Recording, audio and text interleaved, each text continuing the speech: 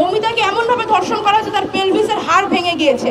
এখানে অনেকজন পুরুষ উপস্থিত আছেন, কেউ কি উত্তর দিতে পারবেন যে পেলভিসের হাড় ভাঙার জন্য কতখানি জোর দেওয়া লাগে? তনুর চোখ খুবলে নেওয়া হয়েছিল, কতখানি নৃশংসতা থাকলে একটা মেয়ের চোখ খুবলে নেওয়া যায়? গলার হাড়ে কতখানি চাপ দিলে চোখের মনি ফেটে রক্ত বের হয়ে আসতে পারে? আমি মনে করি মৌমিতার সাথে আজকে যেটা হয়েছে এটা প্রমাণ করে দিচ্ছে, আমাদের চোখে আঙুল দিয়ে প্রমাণ করে দিচ্ছে যে নারীদের অবস্থানটা সমাজে কোথায় এসে গিয়েছে। মৌমিতার পুরো শরীর জুড়ে ছিল আঘাতের চিহ্ন, মৌমিতার গলার দুটো হাড় ভেঙে গিয়েছে। আপনারা একটু ভাবুন তো, হাতের জোরে কতখানি শক্তি প্রয়োগ করলে একটা মেয়ের শরীর এইভাবে ছিন্ন বিচ্ছিন্ন করা যায়? মৌমিতার শরীরে এমন আরো অনেক আঘাতের চিহ্ন ছিল যেগুলা ক্যামেরার সামনে মানুষের সামনে দাঁড়িয়ে বলার উপযোগী না।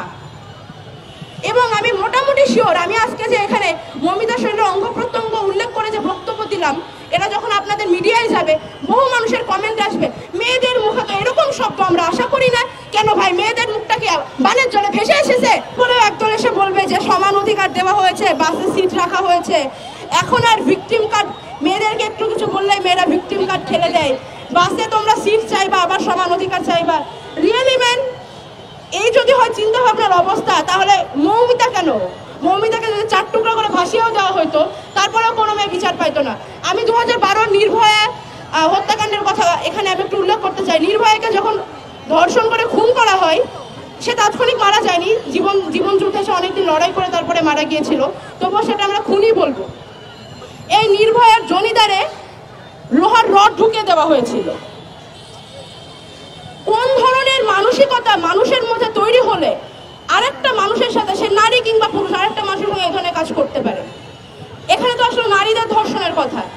আপনারা নিজেদের এরিয়াতে, নিজেদের পেরিফেরিতে, নিজেদের বন্ধুদের জিজ্ঞেস করবেন, ছোট ভাইদের জিজ্ঞেস করবেন, তারা জীবনে কতবার ব্যাড টাচের শিকার হয়েছে। একটা বাচ্চা ছেলেকে জিজ্ঞেস করে দেখবেন তারা জীবনে কতবার বলাৎকারের ভয়ের মধ্যে দিয়ে গিয়েছে। ধর্ষকের কাছ থেকে নারী, পুরুষ, শিশু, বৃদ্ধ কেউ নিরাপদ না।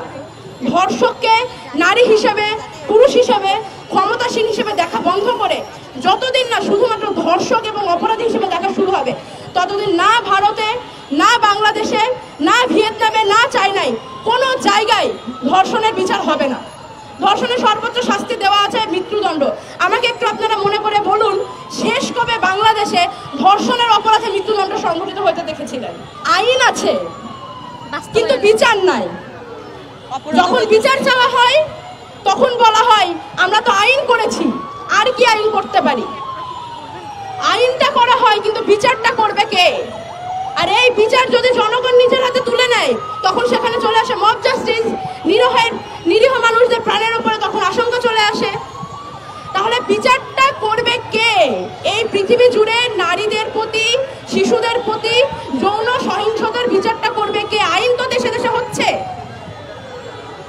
আমরা আজকে এখান থেকে জানাতে চাই আমাদের নতুন কোনো আইন দরকার নাই, আমাদের এবার বিচার দরকার। মৌমিতার বিচারকাণ্ড সমাপ্ত করা হোক, নির্ভয়ার বিচারকাণ্ড সমাপ্ত করা হোক, তনুর বিচারকাণ্ড সমাপ্ত করা হোক, নুসরাতের বিচারকাণ্ড সমাপ্ত করা হোক। আমরা এবার বিচার দেখতে চাই।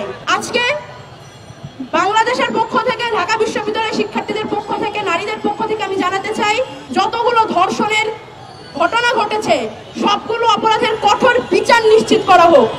আইনের আশ্বাসে আমরা আর ভুলতে রাজি না।